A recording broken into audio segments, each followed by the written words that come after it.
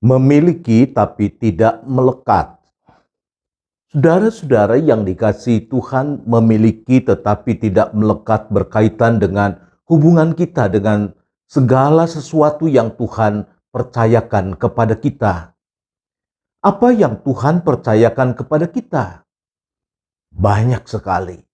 Tuhan mempercayakan harta dan benda, Tuhan mempercayakan pasangan hidup, Tuhan mempercayakan anak atau anak-anak, dan Tuhan mempercayakan banyak hal lagi dalam hidup kita.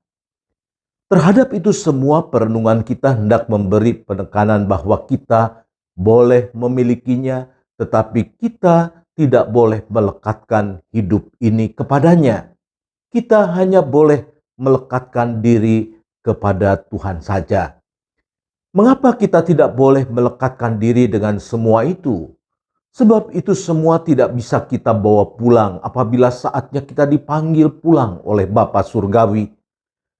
Adakah di antara kita yang bisa membawa istana yang megah, mobil yang mewah ketika kita dipanggil pulang oleh Bapa Surgawi? Kalau saatnya kita pulang, jangankan kita membawa, menggenggam tangan pun kita tidak dapat.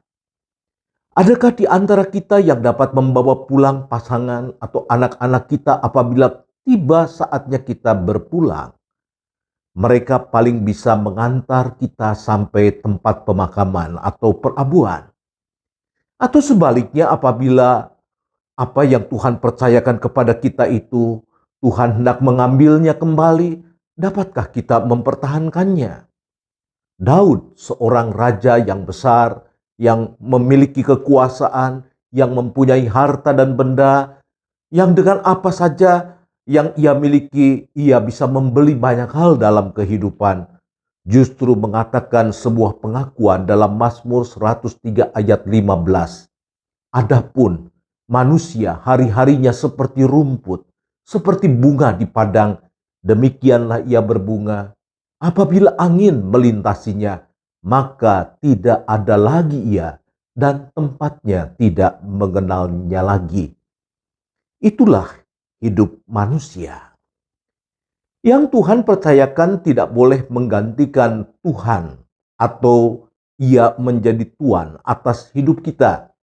Sehingga oleh karenanya kita menyingkirkan Tuhan sebagai pemilik kehidupan kita. Banyak orang percaya ketika mendapat titipan dari Tuhan, titipan itu justru dijadikan tuan yang ia pikir bisa memberi rasa aman, bisa memberi pertolongan, bisa memberi kebahagiaan yang sesungguhnya.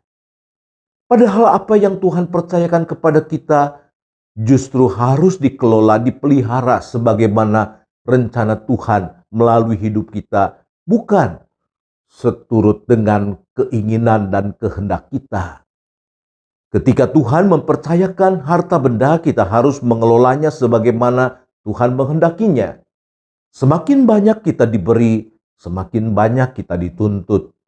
Yang sering terjadi adalah semakin banyak Tuhan mempercayakan harta kepada kita, standar hidup kita semakin tinggi dan kecemasan kita semakin kuat. Sehingga yang Tuhan percayakan kita gunakan hanya untuk memenuhi standar hidup yang semakin meningkat dan untuk memberi rasa aman terhadap kekhawatiran-kekhawatiran hidup kita. Yesus mengingatkan murid-murid yang mengelola harta benda hanya sekedar untuk memenuhi peningkatan standar hidup dan hanya untuk memberi rasa aman yang palsu terhadap berbagai kecemasan. Kepada mereka yang dikuasai kecemasan, Yesus mengajar kepada kita untuk jangan takut. Karena itu aku berkata kepadamu, janganlah kamu khawatir akan hidupmu, akan apa yang hendak kamu makan, dan janganlah khawatir pula akan tubuhmu, akan apa yang hendak kamu pakai. Sebab hidup lebih penting daripada makanan, dan tubuh lebih penting daripada pakaian. Lukas 12 ayat 22 dan 23. Dan kepada mereka yang selalu dikuasai rasa tidak puas dan terus meningkatkan standar kehidupan sesuai dengan arus zaman, jualah segala milikmu dan berikanlah sedekah.